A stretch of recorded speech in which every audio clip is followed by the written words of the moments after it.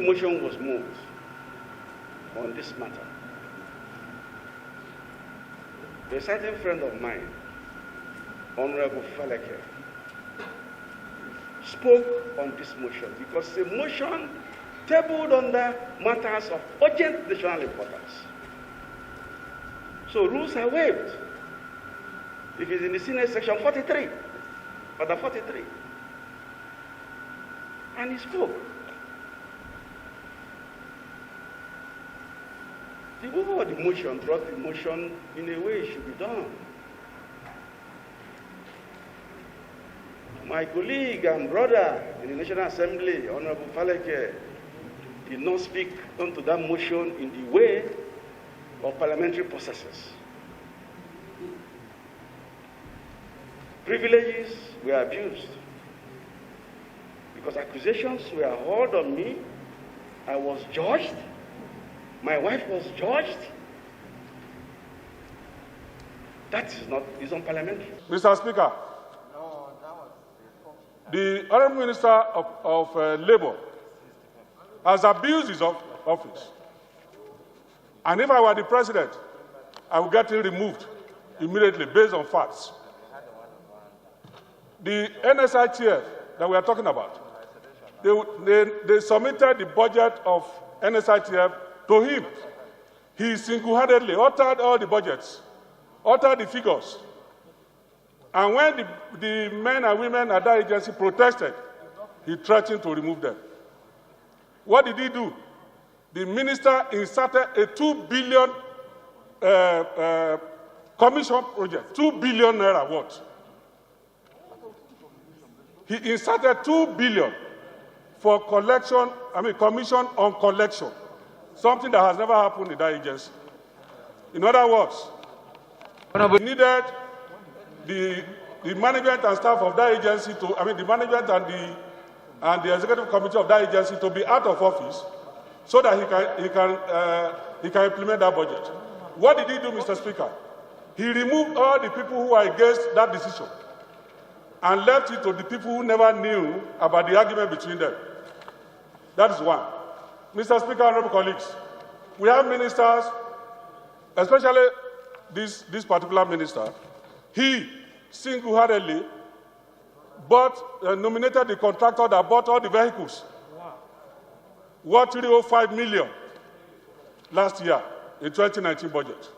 And these men, the executive members, said this 2020 they will not allow that to happen again. So the moment the budget was approved, 2020 budget, he felt that he would not have control of those things he had inserted in the budget if these people remain there. And the only way to do it is to send them away. That's the crux of the matter. That's the crux of the matter. Mr. Speaker, we are entitled to Camry cars here as our official car. A minister of the Federal Republic will be provided with his convoy of vehicle by the ministry. But Ngige, that is not enough for Ngige. He went ahead and compelled this same parastatal of NSITF to buy him an SUV, a Toyota Land Cruiser, and a Hilux in 2019. Mr. Speaker, this same minister has inserted 4 SUVs in 2020 budget, which the men and women that he decided to send away refused to say we will not implement this budget. These are the issues. Mr. Speaker, and it may also interest you, honorable colleagues, to note that his wife, Dr. Mrs. Ngige, worked in, he took advantage of the fact that his wife works with the head of service and got approval signed by his wife to the Ministry of Labour to appoint an insurance broker for insurance worth 100 million every year. This approval was issued, signed by his wife on the 6th of May, Mr. Speaker, to him. And he wrote approval immediately to NSITF to accept that broker on the 10th of May. What is speed of light? She had to be suspended. But she will go to the board panel. This panel is headed by the board. The board had an audit committee.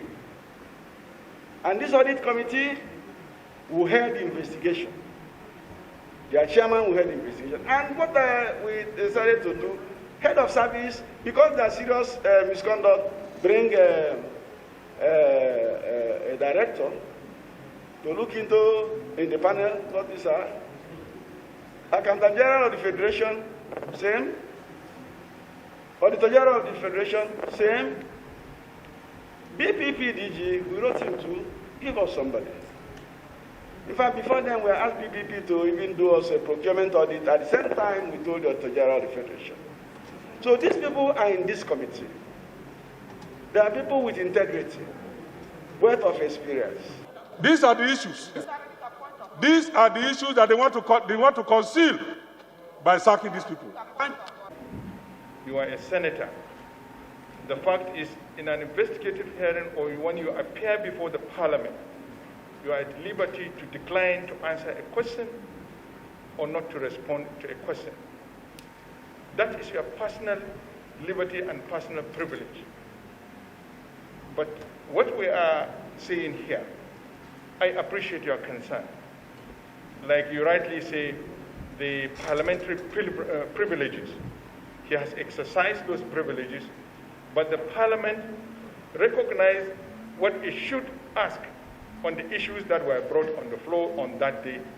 That's why the votes and proceedings did not carry fallacious accusation or allegation or whatever he said against you or against your wife on the body of the investigative resolution. Minister, thanks for your observation. You will understand, Honorable Minister, that we are representatives of the people. And as representatives of the people, we have rights to ask questions, and you also have the right as a Nigerian to respond to those questions. Before now, you are on this side of the aisle. Today, you are on the other side of the aisle. And let me also say, Honorable Minister, if you say I made judgments before, using my privilege, Mr. Minister, you also use your privilege as a minister to adjudge the suspended members of NSITF as being guilty. And that is the essence of this investigation. Honorable Minister, we are here to look at the facts, and the facts is before us. I just want to observe one thing. Your Excellency, I've listened carefully to Honorable Faleke. If, in good conscience, he wants to stay on with you, fine. It means I have another alternative. You meet me in court after this place. Let's go there. Honorable damaged my reputation. Honorable colleagues. Because you have legislative immunity, you damage my reputation. Honorable colleagues. No, I will not allow you. Honorable Chair. But I'm presiding. Please, can we? As a former senator, you will agree with me that under the Constitution, yes, there is no document on earth in Nigeria yes, that the Parliament cannot ask for. Okay, no problem. Let me ask. You can even ask Mr. President I will ask come him. and testify by himself. Honorable Faleke, you are dead right. I am one of the core advocates of a new normal. We have to change the narratives. As the chairman of the board of NSITF started yesterday, I gladly align myself with that. We don't want an atmosphere of rancor. We will not be able to achieve the desired result. We are here to put justice to the key issues before us. Who are like my junior brothers, except like they say it's up to 60, I don't know. I'm 60 plus. So you are near my age, but I'm at least 7 years older than you, I'm sure. I'm the same age with your mentor in Lagos, Asiwaju. And I was governor with him at the same time. He was a senator, I was a senator. I'm a two-time minister, isn't a two-time minister. But he won all his elections very well. No problem about that. Just like you won your own in Kogi State very well. Yes. And you are now the deputy governor and governor of Kogi State. Mr. Minister, please respond. I'm responding, my friend. If you yap me, I yap 10 times. I won. I'm a Lagos boy. I'm a Lagos boy. You are just a small boy in Lagos. Look at this boy. Mushin boy is talking to a BI boy. I live in Victoria Island. Look at Mushin boy. From Kogio.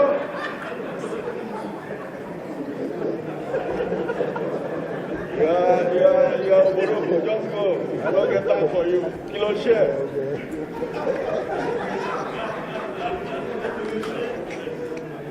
Abiodun Faleke. I represent the people of Lagos. I'm from Ikeja, and I'm very, very proud to be a Mushin boy. Please, I'd like us to put our personal and our emotional sentiments behind so that we can put these issues of national importance, people's livelihoods and employment, future is put on the line. There are allegations of corruption and gross misconduct, breach in procurement, which are very weighty.